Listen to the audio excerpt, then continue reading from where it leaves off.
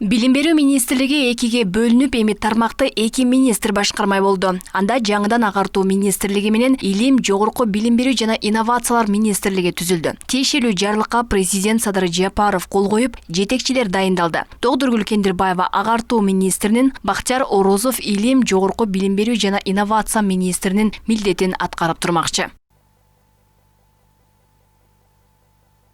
Мында тармак экиге бөлүнүп башкарылат. Мектепке чейинки, башталгыч, негизги жана жалпы орто билим берүүнү агартуу министрлиги карайт. Ал эми орто, жогорку жана жогорку окуу жайынан кийинки кесиптик билим берүү, интеллектуалдык менчик чөйрөсүндөгү милдеттер илим, жогорку билим берүү жана инновациялар министрлигине жүктөлөт. Мындай кадам менен аксап турган билим берүү тармагын жолго салуу максатталган. Реформа дегенде кардиналдык реформа болуш керек. Түп тамырынан алмаштырыш керек кадрларды. Министрди алмаштырып коюу, же министрликти башкача атап коюу, же экиге бөлүп коюу, же кошуп коюу, ал реформаны ийгиликтүү ишке ашырат дегенди түшүндүрбөйт да. Министрликтин ишин алдыга кардиналдуу реформа жасап, сезилерлик ийгилик сезилиш керек эртеңчи кылыш үчүн ошол структураны түп тамырынан бери алмаштырыш керек кадр.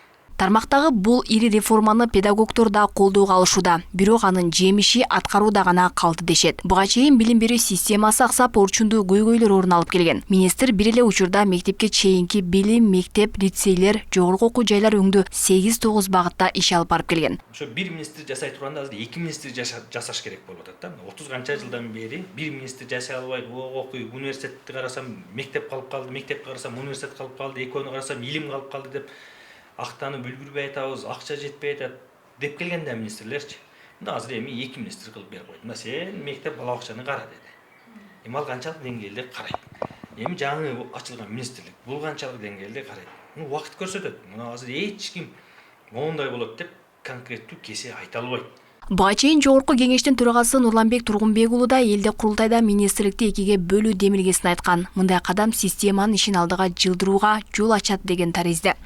Мына ушул тармактын бардыгын камтыйт, бирок бул министрликте алтын баштуу министрди койсоңуз дагы мындай тармакты, оор тармакты алдыга жылдырып кетүү мүмкүн эмес. Андыктан сөзсүз түрдө бөлүш керек буну.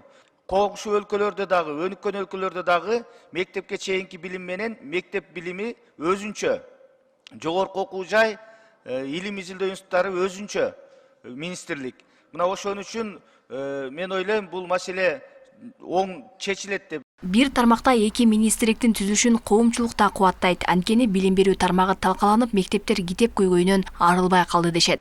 Же болбосо кайрадан жазгыла текшергиле деп. Эми бул жерде деген ушу экиге бөлүнүп атат. Баягы биринчиси мектептер боюнча, орто мектептер боюнча, кийинкиси жогорку окуу жайлар боюнча деп атасыңар да. Илгери Союз мезгилинде ошондой эле болчу. Мен ойлойм муну абдан туура. Эмгептин бардыгы бул эми чисте деген организациялык уюштуруу жагынан болгон механизмде эми тийиштүү кадрлар талдаш керек да. Өзгөрүш керек. Билим берүү өтө начар. Потому что балдардын тарбиясы бузулду. Мурдагы тарбия жок. Же үйдөн жок, же мектептен жок болуп атат да. Экиге бөлүнсө жакшы болуптур. Мына мектеп эмесин жакшы караса, китептерин жылда жаңы чыгып атат. Мисалы бир семьяда 4-5 бала болсо, илгери бирибиздин китебибизди бирибиз окуп эле чоңойгонбуз. Жылда китеп сатып берген эмес бизге. Азыр жылда жаңы китеп сатып бергенге туура келет. Буга чейин мектептерде 12 жылдык системага өткөрүү реформасы башталып, ага билим уялары даяр эмес экени айтылган. Көп өтпөй бул жаатта мамлекеттик стандарт кабыл алынып, предметтик стандарттарды кабыл алуу боюнча иш-аракеттер башталган. Алмагүлерге Байгызы Адилбек Абдакимов, Ош ТВ.